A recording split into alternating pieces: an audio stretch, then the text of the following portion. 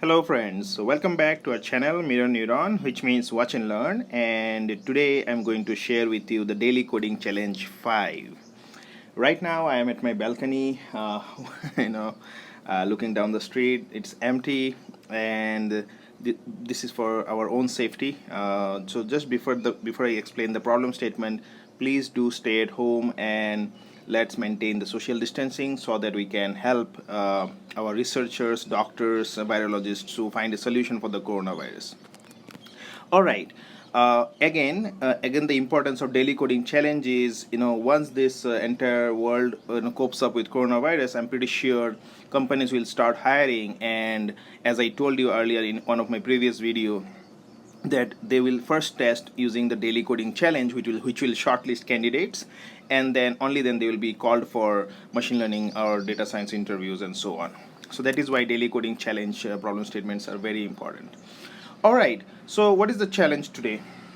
So for example, if you are given two numbers, say n and d, so what will happen is when you are given n, so you have to create numbers in a list. Say for example, it will be like this: 1 2 3 till n. So this is the first sequence that you'll have to raise based on the value given by n. And for the value given by d, what you need to do is d is for the orientation.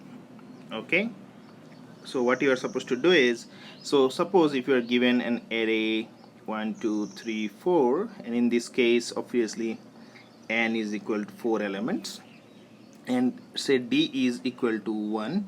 So what you need to do is you need to do a left orientation. That means your new array would look something like this: 2 3 4 1. Okay, if you were given say d equal to 2, then your new array will be rotated twice to the left, so, or basically shifted 2 to the left. So your new array will be something like, so for d is equal to 1, you will do this, so you'll do rotation to the left again, so it will be 3 4 1 2. So this will be your new output. Keep in mind, in daily coding challenge 1 and 2, we told you that logically sometimes we might be able to solve the problem, but you will also have to keep in mind that this n could be quite large. It can be 10 to the power 6 elements or 7 elements, right? So it could be a big list. So you'll have to smartly implement them using Python programming. Otherwise, you'll run into something called as memory error. All right.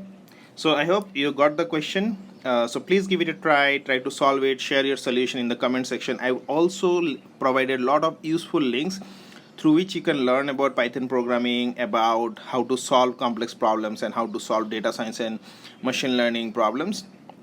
If you have time, do enroll into those kind of courses so that you get better during this, people when you are working from home. And I hope that will give you quite good time to practice and prepare well for your upcoming career and interviews. Till then, you have a great day, and if you like Mirror Neuron channel, please do like and subscribe, and thanks for watching.